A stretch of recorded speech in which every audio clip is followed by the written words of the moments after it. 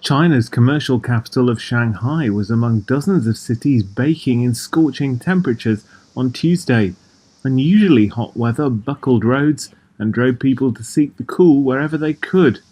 By 11 a.m. local time, 68 cities, including Shanghai, had issued red alerts, the highest in a three-tier warning system. That level signifies forecast temperatures of more than 40 degrees Celsius, that's 104 Fahrenheit, in the next 24 hours.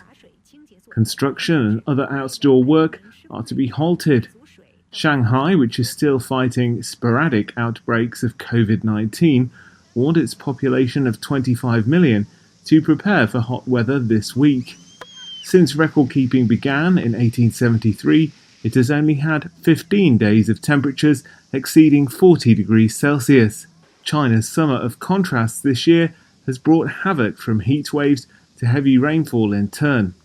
Authorities citing climate change have warned of potential disasters from mid-July, usually the hottest and wettest time of year.